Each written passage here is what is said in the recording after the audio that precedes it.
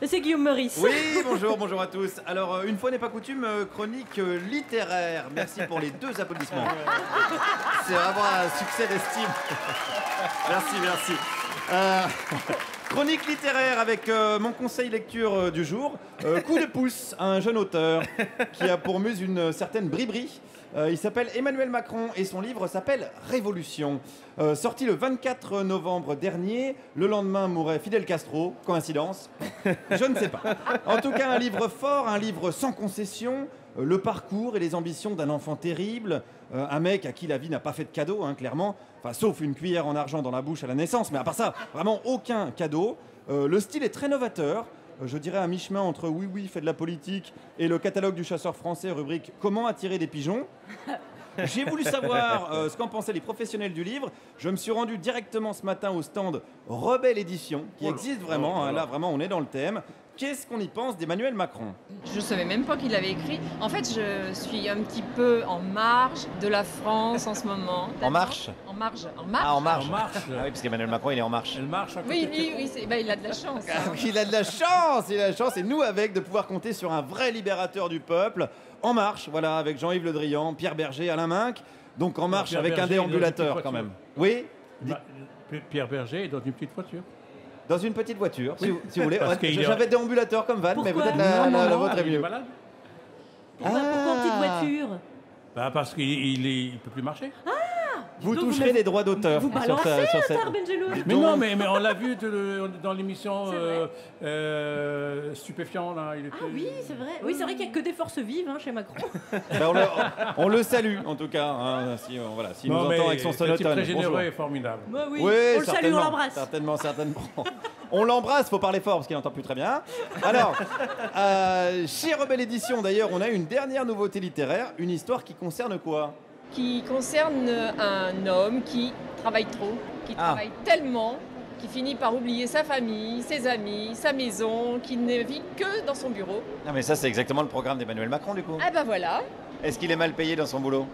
Disons qu'on a soit une vie de famille, soit une vie professionnelle. On ne peut pas avoir les deux. C'est exactement le programme de Manu, hein, puisqu'on le sait, pour Manu, bosser jusqu'à 23h30 au McDo pour payer ses études, c'est ce qu'il appelle le grand soir, voire le très très grand soir. Alors là, on était vraiment dans le cadre voilà, de la révolution, de la rébellion. D'ailleurs, pourquoi la maison d'édition s'appelle Rebelle? Il doit certainement y avoir une idée forte d'émancipation et de résistance. Alors, Rebelle, ça vient du chien de l'éditrice qui a perdu son chien et qui a mis le nom de sa maison d'édition en souvenir. Bon, ouais, là on est plus proche de Rintintin que de Louise Michel quand même.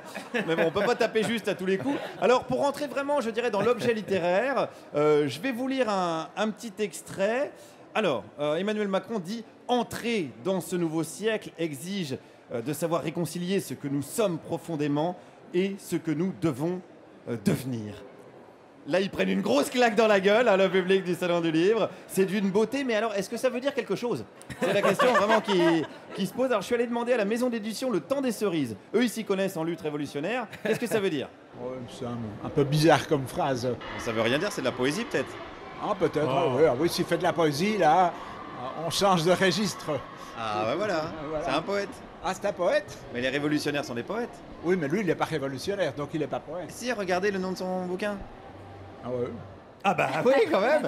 Il en reste sans voix. Et en plus, j'invente rien. Page 13, il cite qui, Emmanuel Macron? Il cite Léo Ferré, figurez-vous. Il cite pas Hervé Villard, hein, je suis désolé Alex. Il cite pas Jack Daniels, hein, je suis désolé Juliette. Il cite Léo Ferré, si ça c'est pas un acte d'insoumission.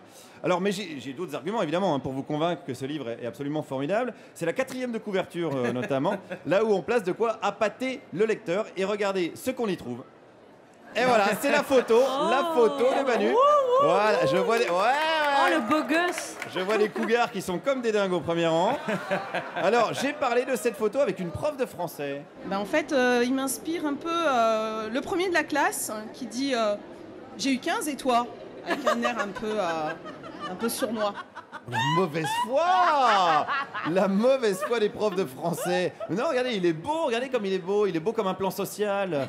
Il est beau comme une délocalisation, Manu. Délocalisation, d'ailleurs, on devrait dire, hein, parce qu'il est entouré de toute une armée de guerrilleros, comme on dit en espagnol, bien sûr. J'ai rencontré, d'ailleurs, une des membres de l'armée secrète.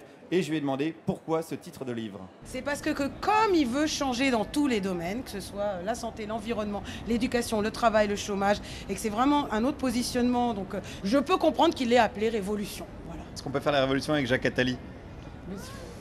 Jacques Attali, il a été dans la commission Attali au début, là maintenant il s'est émancipé de Jacques Attali. Mais c'est pas une marionnette téléguidée, c'est Emmanuel Macron. Emmanuel Macron, comme il convient de l'appeler désormais, Manu l'insoumis, Manu l'humaniste. Écoutez bien ce qu'il dit de son passage à la banque Rothschild, hein. Âme sensible, s'abstenir. Alors il parle de son métier de banquier. Ce métier n'est pas de manier de l'argent. Il ne s'agit ni de prêter ni de spéculer. C'est un métier de conseil, où ce qui a de la valeur, ce sont les hommes. Oh la vache! Excusez-moi, ça m'émeut beaucoup. Explication avec notre nouvelle camarade. Ce qu'il veut dire, ce travail qu'il a fait chez Rothschild, c'est du travail de rapprochement d'entreprises. D'ailleurs, il a fait des fusions ou des acquisitions. Donc, il a travaillé sur l'humain. Oui, je vous dis au sens les équipes. C'est l'équipe d'une première entreprise qui va se rapprocher d'une seconde entreprise, soit en la rachetant, soit en fusionnant. Mais c'est beau quelqu'un qui travaille à la banque Rothschild, mais pas pour l'argent, pour l'humain. C'est quand même émouvant. Arrêtez. Oui, on va s'arrêter là. On va s'arrêter là parce que ça m'émeut beaucoup trop cette histoire. Alors je vous laisse en vous rappelant qu'en physique, tout de même une révolution, c'est le fait de tourner en rond en revenant à peu près au même endroit, un petit peu comme faire croire à du neuf avec des vieilles idées finalement. Guillaume Meurice, merci. Merci à vous. Face au public du Salon du Livre, porte de Versailles. Moi aussi j'ai un conseil littéraire. Guillaume Meurice, Marc Large, on n'est pas sérieux quand on a 2017 ans. C'est vrai. C'est vos textes et ses dessins, et derrière il y a une photo de vous beau gosse, plus petite mais beau gosse quand Oui, même. c'est vrai. Donc voilà, un livre aux éditions Un Point c'est tout. Tout à fait, Et merci. Tahar Benjeloun est avec nous, avec son pavé quarto chez